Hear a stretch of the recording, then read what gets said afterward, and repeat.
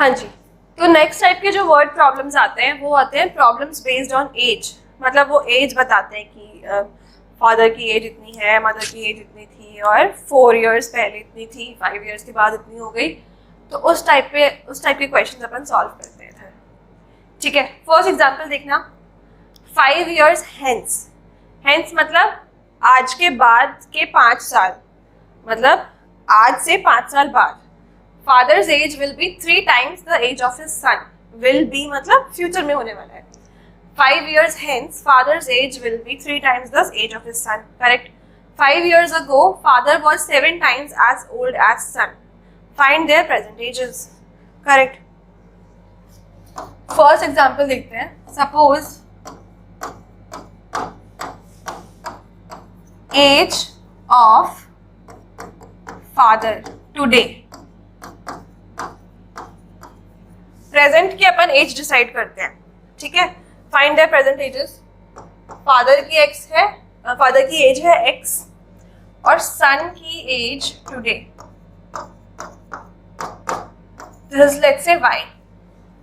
ठीक है, तो फर्स्ट इक्वेशन में फर्स्ट सेंटेंस में लिखा है 5 साल बाद father's age will be 3 times the age of his son. मतलब x plus 5 this is going to be equal to 3 into y plus 5। दोनों की एज 5-5 बढ़ेगी ना, ऐसा तो नहीं है कि फादर 5 साल बड़ा हो गया, एज सन उतना ही रह गया, ऐसा नहीं होता ना। दोनों की एज साथ में बढ़ती है और दोनों की एज सेम ईयर से बढ़ती है। करेक्ट, ये तो हो गई फर्स्ट इक्वेशन। सेकेंड इक्वेशन देखना, 5 years ago father was 7 times as old as son। मतलब 5 साल पहले जो पापा की एज थी that was 7 times age of his son. तो 5 साल पहले पिताजी की भी उतनी कम एज होगी जितनी बेटे की होगी। ऐसा तो नहीं कि पिताजी 5 साल छोटे हो गए और बेटा 10 साल छोटा हो गया, ऐसा तो नहीं होता। ठीक है, तो ये अपने पास 2 इक्वेशंस बनी है अभी।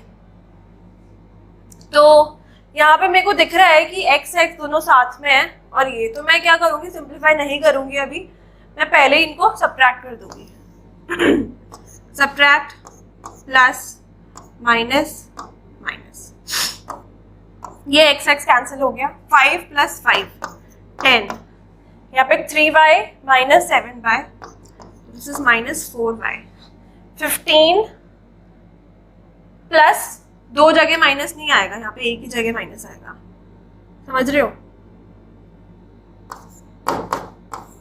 7y यहाँ पे माइनस और यहाँ पे प्लस आएगा।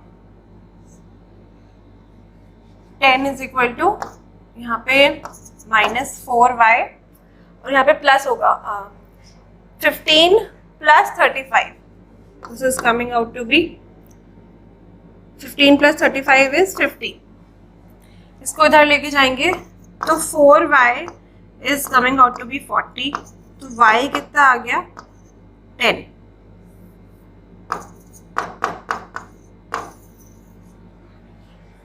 y कितना आ गया 10, मतलब प्रेजेंट एज सन की कितनी है 10 है।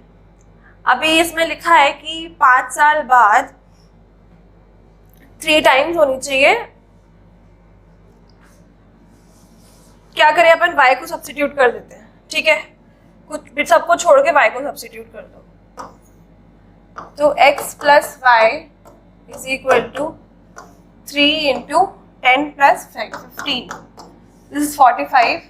x कितना हो गया 40, मतलब बेटे की एज अभी 10 है और पिताजी की एज कितनी है 40। अभी अपन इसमें 5 ऐड करके देख लो दोनों तरफ, तो 15 into 3 will come out to be 45। Similarly 5 subtract करके देखो, यहाँ पे कितना है 5 और 5 इंटू 7 35, 40 में से 5 सब्ट्रैक्ट करोगे तो भी 35 आएगा। करेक्ट, तो this is the type of problem जो अपन को एज पे दी जाती है। सेकेंड एग्जाम्पल देखते हैं। A and B are friends and their ages differ by 2 years. A and B are friends, ठीक है। A's father D is twice as old as A and B is twice as old as his sister C. Correct. पहले सारे statements बनाते हैं अपन. Suppose is age today this is equal to x and their ages differ by 2 years. तो अपन को नहीं पता है कि कौन सा बड़ा है, a बड़ा है या फिर b बड़ा है. अपन को बस ये पता है कि ages differ कर रही है 2 years से. A's father d is twice as old as a. A's father की एज कितनी हो गई? 2x हो गई, twice as old as a, and b is twice as old as his sister c. Suppose b's age is y. तो b's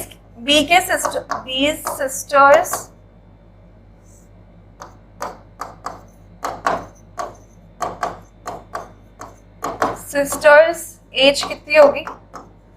y/2 होगी, तभी b twice as old as his sister आएगा. Correct. The age of d and c differ by 40. a के father है क्या? d, और ये क्या है? b की सिस्टर है c.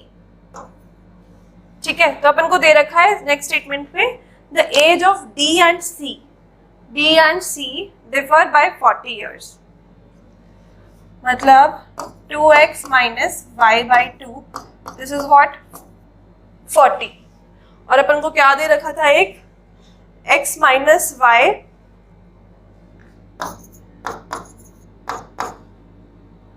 इज इक्वल टू 2 या तो y minus x is equal to 2. इन दोनों में से कोई एक होगा.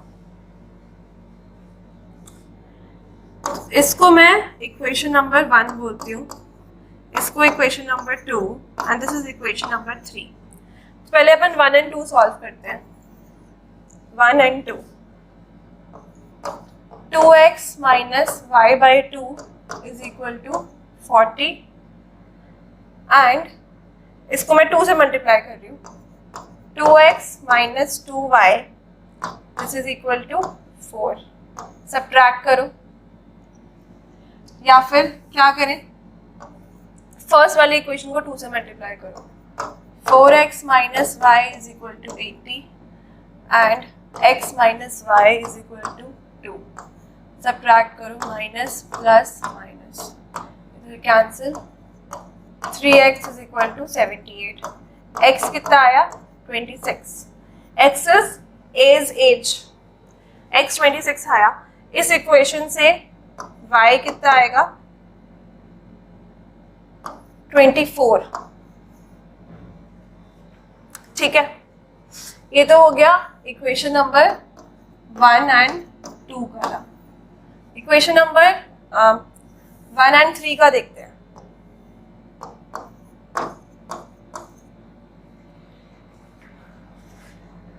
सिमिलरली मैं इसको 2 से मल्टीप्लाई कर रही हूँ. 4x minus y is equal to 80 and y minus x this is equal to 2. इन दोनों को ऐड कर दो तो 3x is equal to 82 आएगा. दोनों को ऐड करेंगे तो 3x is equal to 82 आएगा.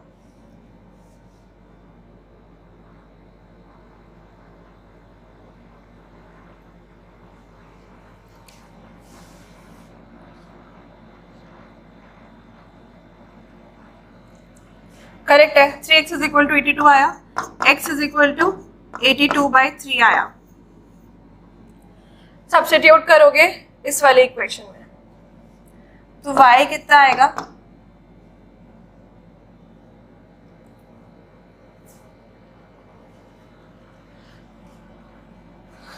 इस इक्वेशन में सब्स्टिट्यूट करो तो y विल बी 82/3, 88/3.